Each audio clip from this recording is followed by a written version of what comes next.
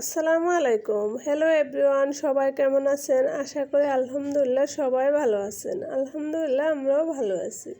আজকে আমি আরও একটি রেসিপি নিয়ে আপনাদের মাঝে হাজির হয়েছি। এখানে আমি মিষ্টি আলু নিয়েছি, পাতলা পাতলা করে কেটে আমি মিষ্টি আলুগুলো প্রথমে সিদ্ধ দিয়ে দিয়েছি, সাথে একটু লবণ দিয়েছি। আজকে আমি মিষ্টি আলু দিয়ে একটা ডেজার্ট তৈরি করব।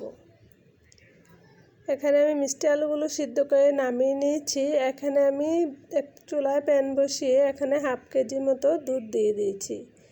দুধটা একটু হালকা গরম করে এখানে আমি দিয়ে দিচ্ছি 2 টেবিল চামচের মতো গুঁড়া দুধ। গুঁড়া দুধটা দিয়ে একটু ভালো করে মিশিয়ে নেব। মিশিয়ে এখানে আমি দিয়ে দিচ্ছি চিনি।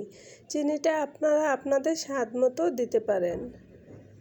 চিনিটা দিয়ে আবারও একটু ভালো করে মিশিয়ে দুধটাকে আমি ভালো করে জাল করে নেব। এখানে আমি দিয়ে দিচ্ছি লবণ। লবণটা দিচ্ছি মিষ্টির স্বাদটা ব্যালেন্স রাখার জন্য।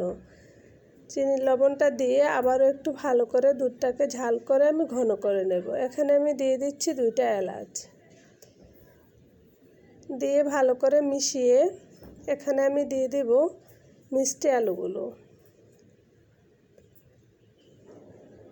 মিষ্টি আলুগুলো দিয়ে দুধের সাথে ভালো করে মিষ্টি আলুগুলো একটু ছড়িয়ে দিব।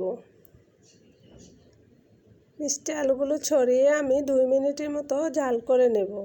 জাল করে এখানে আমি দিয়ে দিচ্ছি নারকেল কোড়া দিয়ে আবারও একটু ভালো করে মিশিয়ে নেব। আমার রেসিপিটি যদি ভালো লেগে থাকে তাহলে ট্রাই করে দেখতে পারেন, আশা করি ভালো লাগবে। আর যদি ইউটিউব থেকে দেখে থাকেন তাহলে সাবস্ক্রাইব করে নিতে পারেন, আর ফেসবুক থেকে দেখে থাকলে ফলো দিতে পারেন। এখন আমি পরিবেশন করে নিচ্ছি। উপরে আমি কিছুটা বাদাম ছড়িয়ে দিচ্ছি।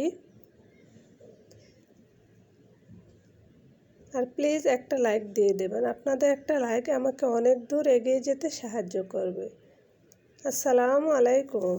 আল্লাহ হাফেজ।